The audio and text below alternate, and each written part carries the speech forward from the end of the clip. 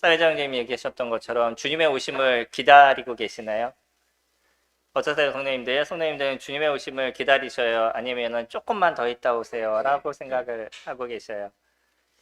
주님의 오심에 대한 소망이 저희들에게 있고요. 주님의 오심이 빨리 오셨으면 하는 마음을 저희들이 갖고 있는 건 상당히 중요하다고 생각합니다. 왜냐면요. 구약에서의 사람들은 하나님이 그들과 함께하기를 원했음에도 불구하고 하나님이 그들에게 나타나는 것에 대한 두려움을 갖고 있었어요. 저희 시내산의 모습을 기억하시나요? 시내산에서 모세에게만 얘기하시고 저희에게 가까이 하지 마세요 라고 얘기하는 백성들의 모습 때 그들은 시내산에 하나님의 임재하심에 대해서 두렵고 떨리는 심령으로 그것을 바라보고 있었던 모습을 저희들이 기억하죠. 그때 당시에서는요. 그들이 만약에 하나님께서 정해놓으신 그 선을 넘어서게 되면 하나님께서는 그들을 죽이시겠다라고 얘기하셨어요. 그만큼 그들에게 있어서 하나님이 소중한 존재이기도 하지만 때로는 두려움의 존재가 되고 있다는 거죠. 성도님들은 어떠셔요? 하나님이 나에게 사랑의 존재가 되시나요? 아니면 두려움의 존재가 되시나요? 아직도 우리가 주님을 믿는 이유가 지옥에 가지 않기 위해서라는 생각을 갖고 있는 사람들이 적지 않게 있습니다. 이런 분들은요, 하나님이 두려움의 존재가 되고 있어요. 그냥 내가 지옥에 가지 않기 위해서 두려워서 그래서 하나님을 믿는, 아니면 예수님을 믿는다라고 얘기하는, 그러니까 예수님의 사랑을 내가 인지하기 이전에 나의 어떤 어려움과 아픔에 대한 것을 해소하기 위한 것이 더 큰 부분들이 되고 있는 거죠. 물론 저희가 주님을 믿는 첫 번째의 모습은 나의 현실을 보고 내가 지옥의 형벌 가운데 놓여 있다는 것을 알게 되면서 거기서부터 벗어나기 위한 몸부림이 처음에 주님을 믿게 되는 어떤 계기가 됩니다. 그러나 나를 구원하시기 위해서 그리스도께서 하셨던 일들, 하나님께서 하셨던 그 놀라움의 일들을 저희가 알게 됐었을 때 이제 이 두려움의 하나님에서부터 사랑의 하나님으로 변하게 되고요. 그 하나님 자체를 저희들이 알아가면서 그 다음부터는 당연히 경배해야 될 하나님으로 변해가게 되는 거죠. 그래서 예전에도 말씀드린 것처럼 처음엔 두려움으로 우리가 하나님을 찾았다가 그 다음에 사랑의 하나님을 찾고 그 다음엔 하나님이기 때문에 경배하는, 그냥 하나님이라서 경배하는 그런 모습으로 저희들이 변해가는. 그래서 만약에 성도님들의 마음 가운데 그분이 당연히 하나님이기 때문에 저는 경배해요 라는 마음이 된다 그러면 우리들의 신앙에 많은 변화들이 일어났다라는 것을 느끼시게 될 겁니다. 하나님께서 이 두려움이 하나님이 아니라 사랑의 하나님임이 우리에게 인지가 됐었을 때 그때 우리의 마음 가운데 예수님 어서 오세요 라는 고백이 계속적으로 저희들에게 나오게 될 거예요. 예수님이 우리를 위해서 십자가에서 죽으시고 우리를 죄 가운데서 건지셔서 그뿐만 아니라 죽음 가운데서 부활하심으로 하나님 나라로 올라가시게 됐었을 때 이들의 소망은 다시 그분을 만나는 그것이 그들의 소망의 모습이었죠. 지난주에 저희가 살펴봤던 예수 그리스도 그분의 승천을 저희들이 보았습니다. 제자들의 마음 가운데 소위 얘기해서 조금 안 좋은 얘기로 벙찐 거죠. 가만히 있는데 이제 이분과 함께 이 나라를 회복할 때를 기다리고 있는데 그분은 갑자기 하늘로 올라가셨어요. 그들의 마음에 어떤 생각이 들까요? 아무 생각도 없이 머리가 하얘지는 모습이 될 것입니다. 그런 그들 가운데 천사들이 옆에서 왜 너희들이 하늘을 쳐다보느냐? 하늘로 올라가신 그분은 올라가신 그대로 오실 거다라는 이야기를 듣게 되면서 이제 제자들의 마음에 다시 새로움을 갖게 되는 거예요. 이제는 어떤 마음이 되었냐면 오실 예수 그리스도 그분을 소망하는 마음이 그들에게 이루어지게 되는 거죠.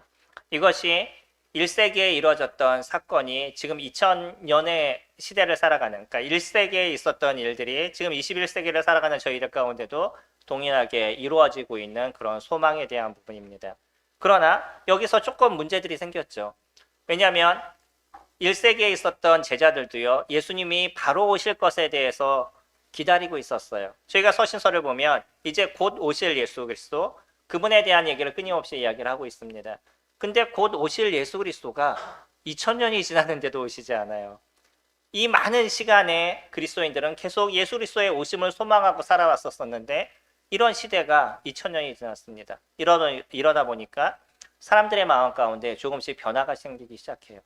오실 예수 그리스도 그분을 소망하는 것이 아니라 이제 내가 이 땅에서 어떻게 살아갈까라는 생각이 더 점점 커지게 된 거죠. 그런 그 차이는 우리가 그리스도를 바라보는 모습이 되어진 것이 아니라 이 땅을 바라보는 모습이 되어진 거예요. 이건 엄청난 변화가 일어난 겁니다. 다시 얘기하면 그리스도를 매일마다 보기를 원하는 그런 심령에서 살아가는 것이 아니라 내가 지금 살아가는 이 땅에서 어떻게 잘 살아갈까라는 마음으로 변질이 되어져 가는 거죠.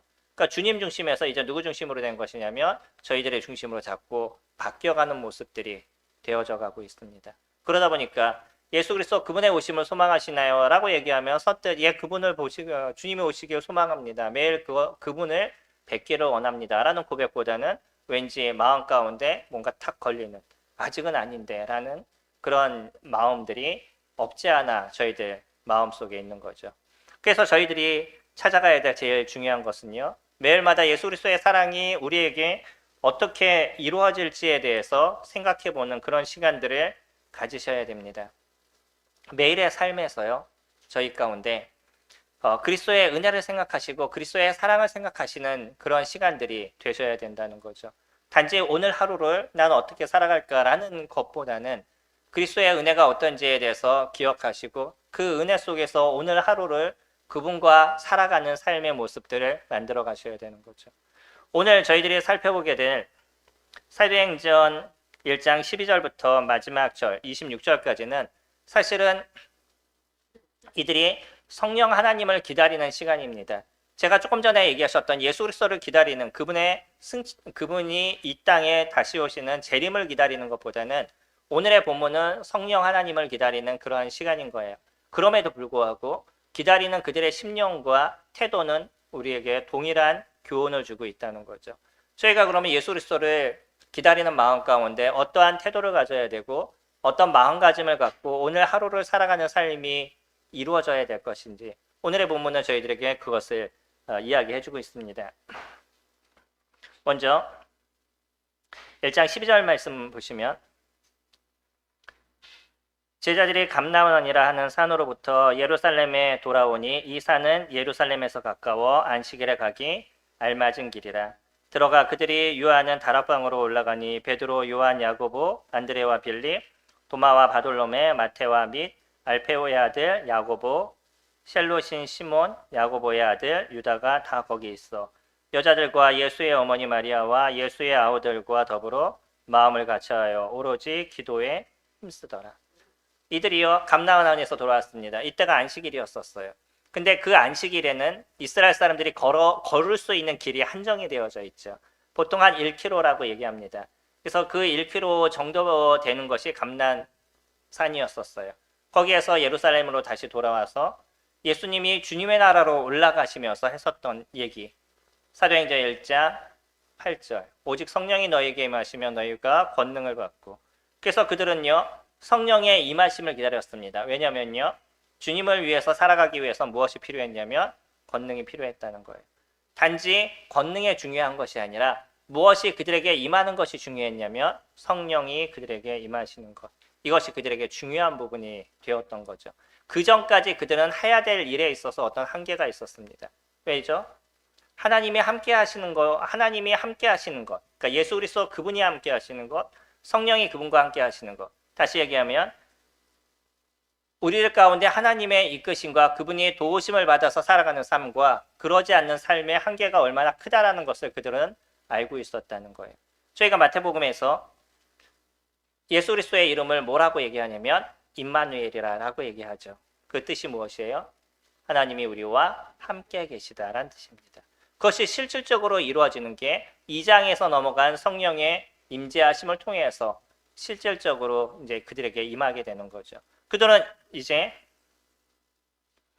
구약에서 얘기했던 두려움이 하나님이 아니라 그들과 함께 하시는 하나님을 소망하는 삶이 되어진 거죠. 먼저는 예수 그리스도 그분을 통해서 함께하는 삶이 무엇인지를 조금의 맛을 보았습니다. 근데 여기서 끝나는 것이 아니라 실질적으로 그들과 그들의 내면에 함께 하시는 그들의 삶에 함께 하시는 그런 하나님을 그들은 경험할 필요가 있었다는 거예요. 그것을 그들은 기다리고 있었던 거죠. 그들이 감람에서부터 예루살렘으로 왔습니다. 그리고 거기에서 다락방에 위에 썼어요. 많은 사람들이 마가의 다락방이라고 얘기하는데 확실한 근거를 갖고 얘기할 수 있는 것은 없습니다. 여러 가지 부분을 우리는 이야기할 수 있는데 중요한 것은 다락방에 그들이 모였었어요. 다락방에 모였는데 어떤 사람들이 모였냐면 12제자들이 모였습니다. 그리고요, 여자들이 있고요, 예수님의 어머니 마리아가 있고요, 그리고 예수의 아우들이 있습니다. 신기하죠? 예수님의 부활이 이루어지고 나서 여기에서 누가 같이 더해졌어요?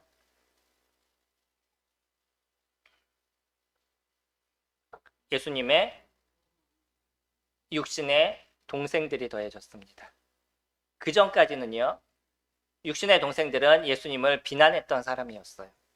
어느 날 갑자기 우리 형이 함께 자랐는데 자기가 하나님이래. 자기가 하나님의 아들이라고 얘기를 해요. 그럼 뭐라고 얘기하시겠어요? 왜? 안 좋은 소리 하겠죠. 뭔가 좀 잘못된 거 아닌가?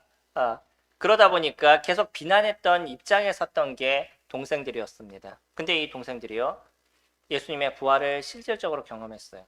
예수님의 죽으심도 그들이 보았습니다. 근데 그들이 그 예수 그리스도께서 부활하시는 모습을 봤을 때 그동안 했던 형의 얘기가, 나의 육신의 형이 아니라 진짜 하나님이셨구나. 이 땅에 오신 예수님이셨구나. 하나님의 아들이셨구나. 라는 것을 그들이 깨닫게 돼요. 그리고 나서 그 동생들이 예수 그리스도를 믿는 믿음 안에 쓰게 되고요. 나중에 보게 되면 그 동생 중에 한 명인 야고보는 야고보서를 쓰게 되고, 유다는 유다서를 쓰게 되는 그 놀라움의 또 족적을 그들이 남기게 됩니다. 이런 사람들이 같이 모였어요. 모이면서 그들이 어떤 것을 할까 회의를 하고 앞으로 무엇을 할 것인가에 대해서 이야기하기 이전 제일 먼저 했던 게 무엇이죠? 기도였습니다.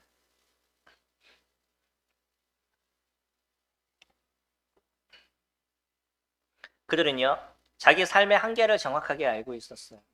예수 그리스도 그분도 없고 성령님도 안 계시는 이 공백 기간 속에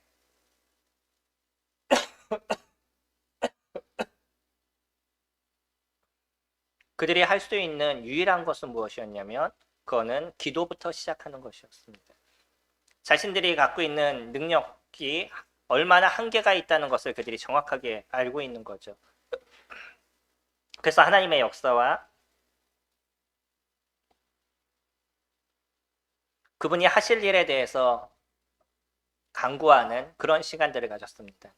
아마 이들이 이때 어떠한 기도를 했는지는 저희들에게 보여주지 않기 때문에 모르지만, 한 가지 확실하게 우리가 얘기할 수 있는 것은 성령께서 임하시기를, 성령이 오시옵소서라고 그 성령의 임하심을 기다리는 그런 기도가 그들에게 있었을 겁니다.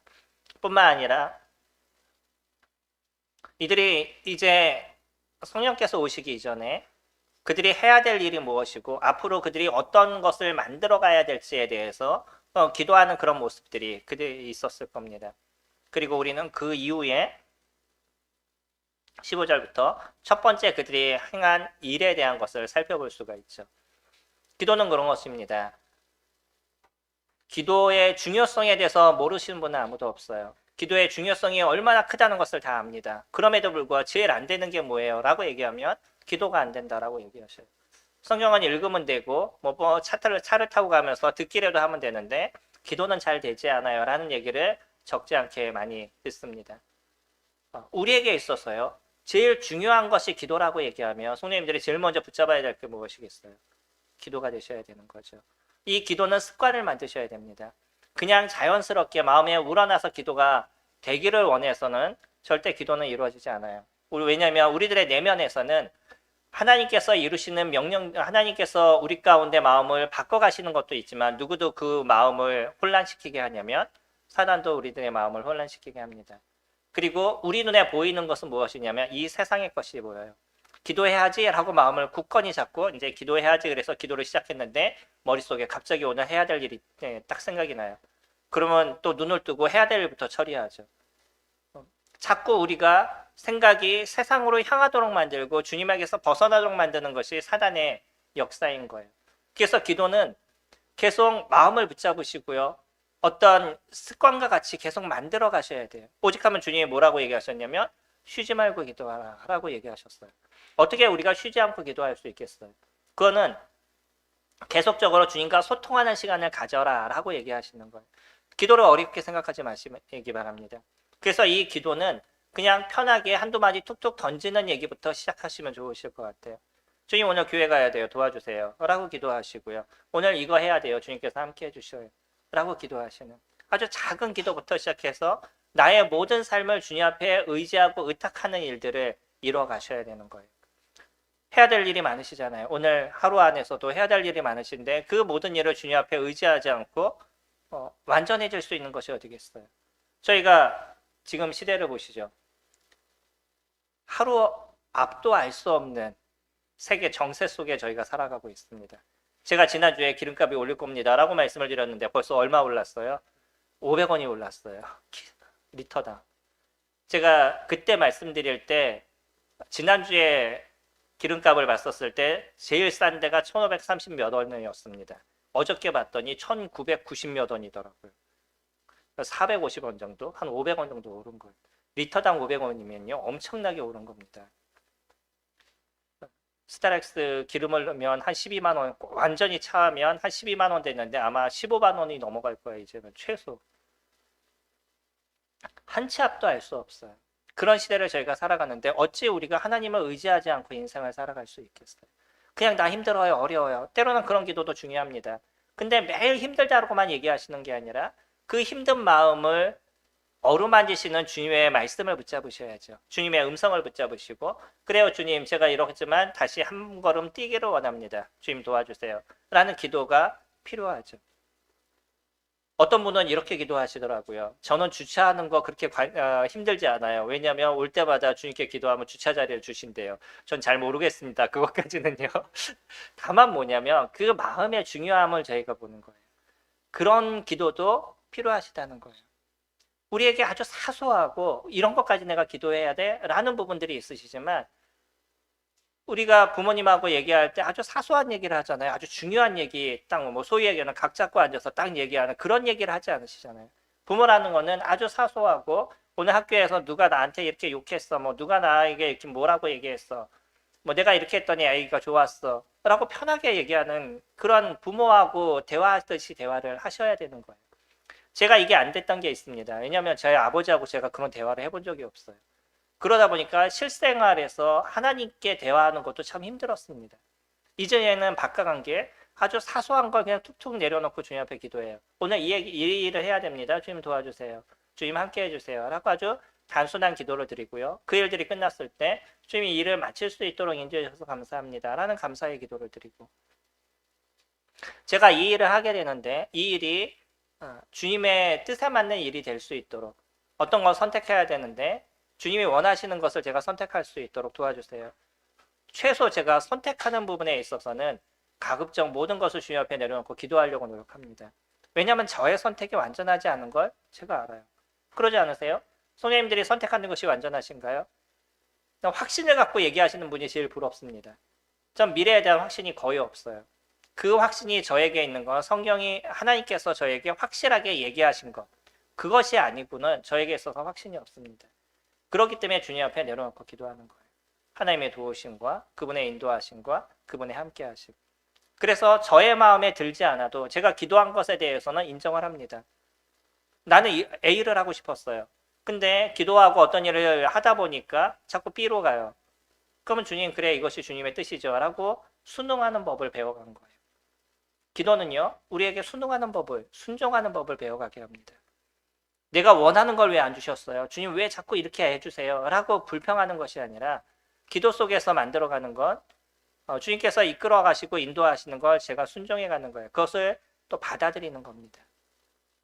그러면서 하나님의 역사가 하나님의 손길이 우리들의 삶에 그러니까 나의 삶에 어떻게 이루어지고 만들어져 가는지를 경험하는 것.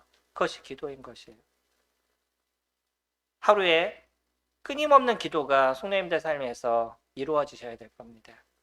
그리고 그런 기도가 우리의 삶에 어떤 것을 변화시키시고 우리의 삶에 어떤 것을 만들어가는 것을 살펴보시기 바랍니다. 그러면요 기도하지 않을 수가 없어요. 주님을 의지하지 않을 수가 없습니다. 나의 연약함을 제가 보게 되고요. 이 연약함 속에서 나타난 문제를 제가 알고 있기 때문에 그런 연약함 속에서 주님을 붙잡을 수밖에 없는 모습이 되어져 가는 거죠. 두 번째로 저희 15절에 보시면 모든 무리의 수가 약 120명이나 되더라. 그때 베드로가 그 형제들 가운데 일어서서 이르되 형제들아 성령이 다윗의 입을 통하여 예수 잡는 자들의 길잡이가 된 유다를 가르쳐 미리 말씀하신 성경이 응하였으니 마땅하도다. 이 사람은 본래 우리 수 가운데 참여하여 이 직무의 한 부분을 맡았던 자라. 이 사람의 불의의 삭수로 밭을 싸고 후에 몸이 곤두박질하여 배가 터져 창자가 다 흘러나온지라. 이 일이 예루살렘에 사는 모든 사람에게 알려져 그들의 말로는 그 밭을 아겔다마라 하니 이는 피밭이라는 뜻이라. 시편에 기록되었으되 그의 거처를 황폐하게 하시며 거기 거하는 자가 없게 하소서 하였고 또 일렀으되 그의 직분을 타인이 취하게 하소서 하였도다. 이러므로 요한의 세례로부터 우리 가운데에서 올려 가신 날까지 주 예수께서 우리 가운데 출입하실 때 항상 우리와 함께 다니던 사람 중에 하나를 세워 우리와 더불어 예수께서 부활하셨음을 증언할 사람이 되게 하여야 하리라 하거늘 그들이 두 사람을 내세우니 하나는 바사바라고도 하고 별명은 유스도라 하는 요셉이요 하나는 마띠아라. 그들이 기도하여 이르되 뭇 사람의 마음을 아시는 주여 이 두 사람 중에 누가 주님께 택하신 바 되어 봉사와 및 사도의 직무를 대신할 자인지를 보이시옵소서. 유다는 이 직무를 버리고 제 곳으로 갔나이다 하고 제비 뽑아 마띠아를 얻으니 그가 11 사도의 수에 들어갑니다. 그들이 했던 첫 번째 일이 무엇죠? 한 명의 결혼된 공석이 된 사도를 뽑는 것이었습니다. 가룟 유다는요. 예수님을 은 30에 팔고 나서 나중에 뒤돌았으니까 자신이 무슨 잘못을 했는지에 대해서 깨달았어요. 그리고 나서 후회를 했습니다. 그 돈을 제사장들에게 가져가서 예수님을 다시 풀어달라고 얘기했어요. 그랬더니 당연히 그들이 풀어줄까요? 당연히 안 풀어주죠. 그랬더니 그 돈을 성전에다 던져놨습니다. 그리고 나서 나가서 스스로 목을 맸죠.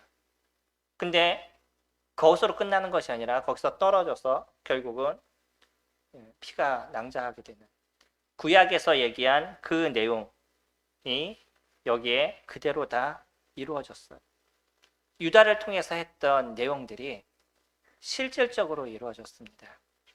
그 시편의 말씀들. 이것을 통해서 베드로는 뭐라고 얘기하냐면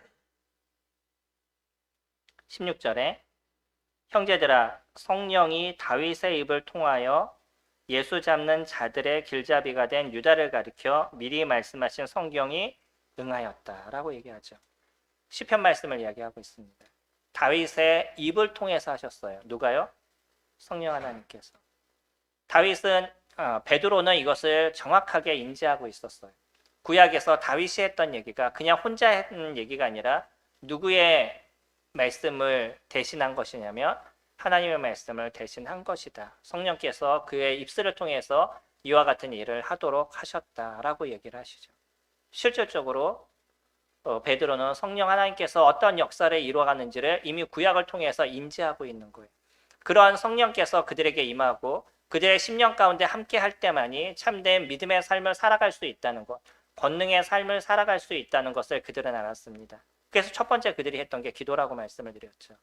주님께서 함께 해주시길, 주님께서 그 성령을 빨리 저희들에게 보내주셔서 저희가 그 성령 하나님과 함께하는 그런 삶을 살아갈 수 있도록 인도해달라는 그런 기도가 그런 제자들에게 있었어요.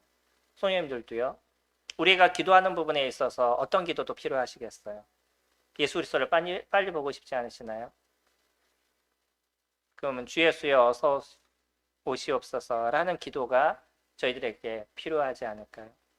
그리고요, 그 성령 하나님과 저희가 살아가는 삶을 함께 만들어갈 수 있도록 도와달라는 기도가 필요하시겠죠. 그래서 그들은요, 이 기도에 대한 첫 번째 길을 무엇으로 시작했냐면 제자들의 결혼된 부분을 채우는 것이었습니다. 공석이 된 것을 채우는 거였어요. 이것에 대해서 중요한 건 뭐냐면 열두 제자는 이스라엘의 12지파를 심판한다라고 얘기해요. 이스라엘의 12지파를 다스리는 일을 12제자가 할 것입니다. 그러니까 그 한 자리를 채워야 되는 거죠. 성경을 연구하는 많은 사람들은요, 원래 그 자리는 누구의 자리였냐면 바울의 자리였다라고 얘기합니다. 바울의 자리였는데 제자들이 실수해가지고 지금 맞대야를 얻는 바람에 뭔가 좀 꼬였다라고 얘기하는 사람들도 있어요. 그러지 않습니다. 왜죠? 오늘 본문 말씀이 저희들에게 정확하게 얘기해주고 있지 않나요? 12제자는요, 어떤 사람이어야만 하냐면 21절에 이러므로 요한의 세례로부터 우리 가운데서 올려 가신 날까지 주 예수께서 우리 가운데 출입하실 때 항상 우리와 함께 다니던 사람이어야 됩니다. 예수 그리스도 그분의 공생애를 시작했었을 때 그분 공생의 시작과 함께 예수님께서 하나님의 나라로 올라가실 때까지 함께 했던 사람 중에서 12제자를 뽑아야 되는 거예요. 11명은 지금 있습니다. 근데 11명뿐만 아니라 함께 다녔던 예수님께서 친히 부르지 않았던 그런 12제자가 있었다는 거예요. 그 한 사람을 뽑을 필요가 있었다는 거죠. 그래야지만 예수님이 하셨던 행적과 예수님에 대한 이야기를 정확하게 이야기할 수 있는 사람이기 때문에 12제자는 분명히 예수님과 함께 했던 사람 속에서 뽑아야만 했었어요. 그래서 그가 해야 될 일이 무엇이냐면 22절 중간에 예수께서 부활하심을 증언할 사람이 되어야 되는 거예요. 그 사람은 예수 그리스도를 증언해야 됩니다. 예수님이 부활하신 걸 직접적으로 보고 예수님이 승천하신 것을 직접적으로 본 사람이 직접적인 그분을 증거하는 모습이 되어야 된다는 거죠. 그러면서 누구를 뽑았냐면 요셉이라는 사람과 마띠아라는 사람이 두 사람이 있었습니다. 이 두 사람을 뽑았다는 거는요, 이 두 사람뿐만 아니라 더 많은 사람이 예수님과 함께하는 사람들이었을 거예요. 그 많은 사람들이 예수님과 함께 했음에도 불구하고 제자들이 보았을 때 가장 합당하다라고 여겨진 것. 이건 제자들에게 주어진 또 하나의 권리였던 거죠. 그들이 생각했었을 때 두 사람을 뽑았어요. 그리고 그 두 사람을 세웠습니다. 그 다음에 이 사람을 어떻게 뽑는 거냐면 하나님께 기도하고요. 24절에 그들이 기도하여 이르되 뭇사람의 마음을 아시는 주여 이 두 사람 중에 누가 주님께 택하신 바 되어 봉사와 및 사도의 직분을 대신할 자인지를 보이시옵소서. 유다는 이 직무를 버리고 제 곳으로 갔나이다 하고 제비 뽑아 라고 얘기를 하죠. 성도님들, 만약에 저희 교회에서 장로님을 뽑는데 두 분을 세워놓고 이제 제비 뽑겠습니다 그러면 어떻게 생각하시겠어요? 인정하시겠어요? 인정하지 않으시겠어요? 저희가 기도합니다. 함께 기도하고요. 주님, 이 두 사람들 중에 합당한 장로를 세워주세요. 그리고 이제 둘에 대한 제비를 뽑아요. 그러면 인정하시겠어요? 안 하시겠어요? 어떠시겠어요? 이게 갈리는 거예요. 지금 만약에 제비를 뽑는다 그러면요, 사람들은 인정하지 않을 겁니다. 인정하는 사람도 있지만 인정하지 않는 사람이 적지 않게 많이 있어요.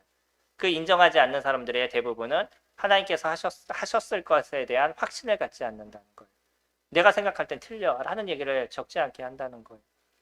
그러다 보니까 요즘은 제비를 뽑지 않습니다. 당시에는 하나님의 진짜 역사와 하나님께서 하실 것에 대한 확신을 다들 가졌어요. 그러니까 누가 뽑히던 그것은 하나님이 하신 거야 라는 인정을 그들이 했었습니다. 문제가 되지 않았어요. 가뜩이나 이스라엘의 어떤 문화에서는 제비를 뽑는 것이 그들의 문화였고요. 이 제비를 뽑아서 뽑힌 사람은 하나님께서 하셨구나라고 그 하나님의 하신 일을 그들은 인정을 했었어요. 잠언 말씀에서도 그렇게 이야기를 하죠. 우리 여긴 한번 찾아볼까요? 잠언 16장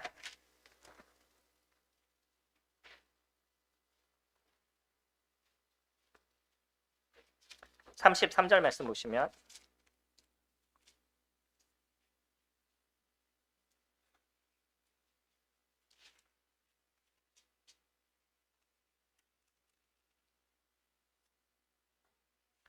16장 33절입니다. 구약 929페이지.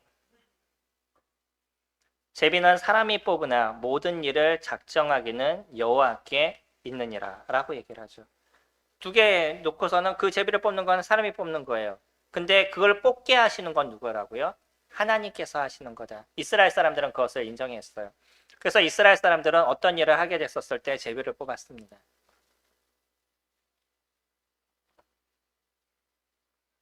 마띠아를 뽑는 데 있어서도 제비를 뽑았어요. 근데 신기하게요. 비판하는 사람들이 했던 얘기 중에 하는 이야기 중에 한 가지죠. 뭐냐면 그 이후로 사도행전에서 마띠아라는 이름을 본 적이 있으시나요? 없습니다. 마띠아가 한 번도 안 나와요. 그 이후로. 그렇기 때문에 이 사람은 잘못 뽑은 것이다 라는 생각을 사람들은 한다는 거예요. 전해지는 이야기에 의하면 마띠아는 에티오피아에 가서 선교를 하다 그곳에서 순교를 했다라고 이어져 나옵니다. 물론 전해져 내려오는 이야기입니다.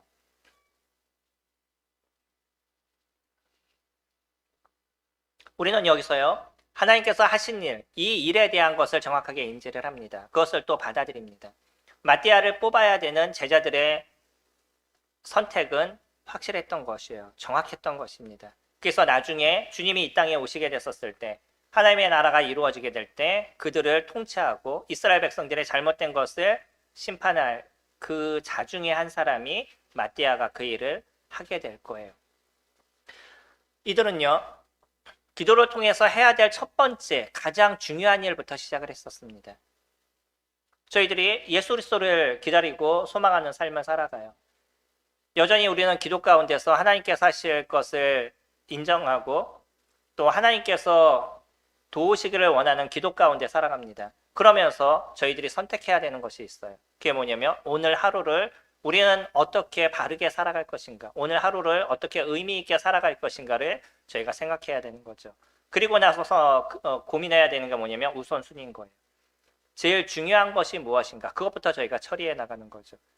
하루의 시간을 그냥 일어나서 아무 생각 없이 우리가 하루를 보내게 되면 그 하루는 의미 없이 보내지는 게 많이 있을 수 있는 거죠. 주님을 저희가 소망하는 것, 그거는 매일 앉아서 주님 어서 오세요 하고만 얘기하고 있는 그런 삶이 아니라는 거죠. 많은 사람들이 주님의 오심을 소망하는 것을 착각할 때가 있습니다. 그래서 아무것도 안 하고 앉아서 주님 오시라고 얘기하고요. 또 전쟁이 일어나니까 이제 주님이 오시겠구나, 이제 다른 거 안 해도 되구나 라는 이야기를 할 때가 있어요. 그거는 내가 지금 살아가서 뭔가 해야 될 일에 대한 걸 안 하고자 하는 마음인 거지 주님을 진짜 소망하는 마음이 아닌 거죠. 하다못해 믿지 않는 사람들도 그런 얘기 하잖아요. 오늘 지구가 멸망해도 나는 사과나무를 심겠다. 왜냐하면 오늘 하루의 시간을 우리는 충실하게 보내는 것, 성실하게 보내는 것, 이것이 그리스도인이 살아가는 삶의 모습인 거죠.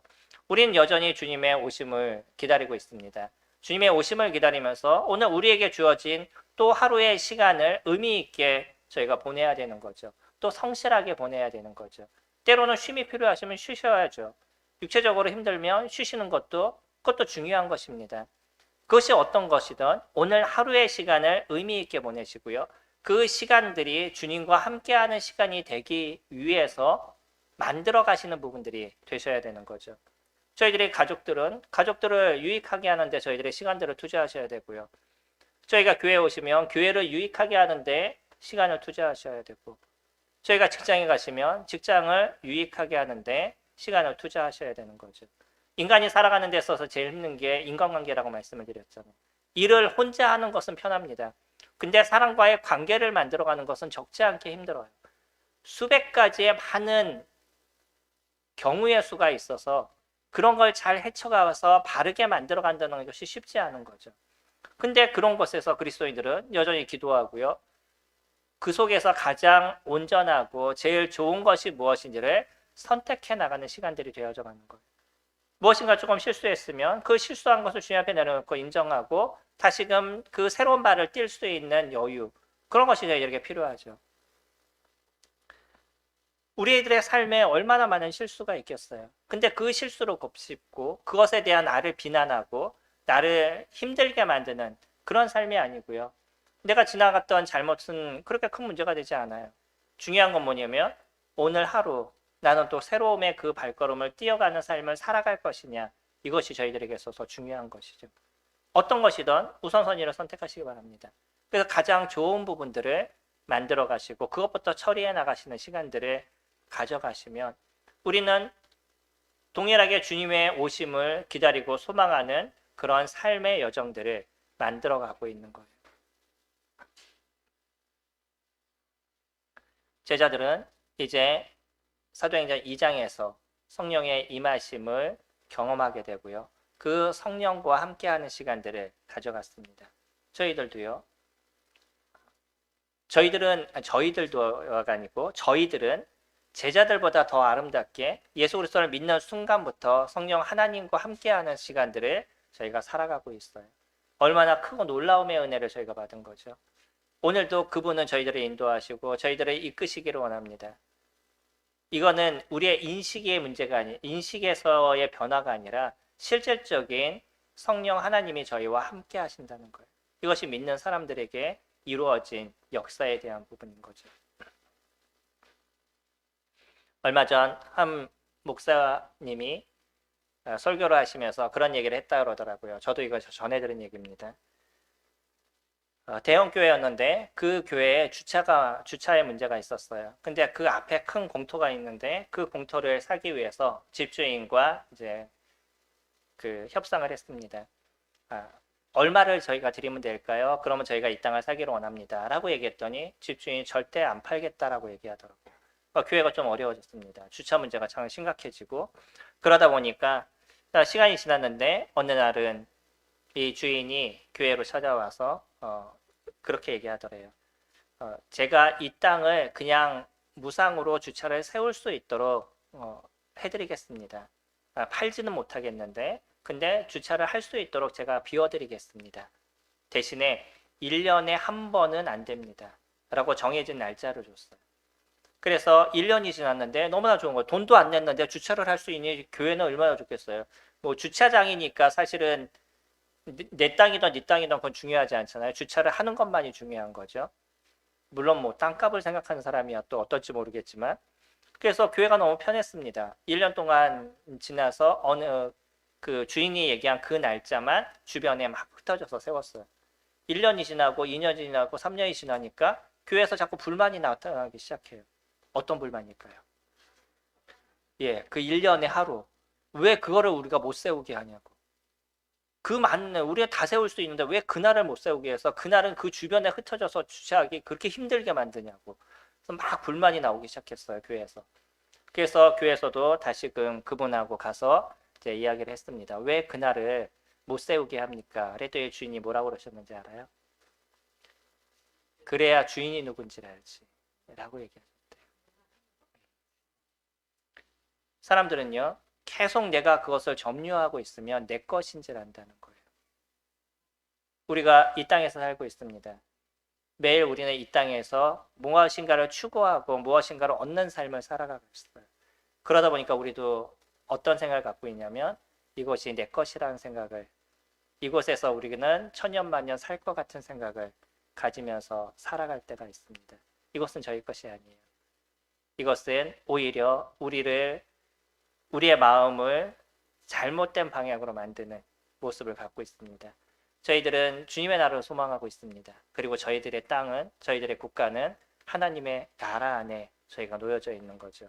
그래서 저희들의 인식이 보이는 이 땅이 아니라 하나님 나라 안에 있는 저희들을 인지하고 그 하나님의 백성으로서 저희가 살아가는 마음을 매일의 삶에서 만들어 가시면 주님 어서 오세요 라는 고백, 진짜 주님을 저희 눈으로 보고 싶습니다 라는 고백이 저희들의 심령에서 매일마다 나타날 수가 있겠죠. 이 일을 위해서 저희들은 바른 자세를 가져야 됩니다. 여전히 기도하는 삶을 살고 하나님의 도우심을 구하는 그런 인생을 저희들이 살아가야 되고요. 두 번째로 저희들의 오늘의 삶에 가장 중요한 우선순위를 선택하시고 그 우선순위를 잘 해결해 나가시는, 그래서 저희들이 이루어지는 오늘의 하루의 삶이 그리스도와 함께 만들어가는 그런 삶이 될 수 있도록 이뤄가는 그런 삶이 되어져야 가야 될 것입니다. 그렇다고 그러면 마태복음에서 얘기했던 그 10처녀 중에 기름을 준비한, 충분히 준비한 5처녀처럼 주님의 칭찬을 받는 저희들의 모습들이 되어져 갈 것입니다. 저희 잠시 기도 드리도록 하겠습니다. 저희 마음 가운데 예수 그리스도 그분의 오심에 대해서 저희가 얼마만큼 소망하고 있는지 한번 기억해 보시고요.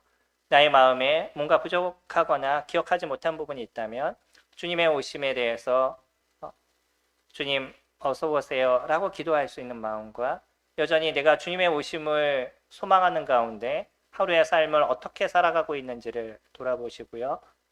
주님 앞에 온전함의 삶을 만들어갈 수 있도록 주님 도와주시고 또 결단할 수 있는 그런 기도 드리는 시간 갖도록 하겠습니다. 개인적으로 1분 정도 기도 드리겠습니다.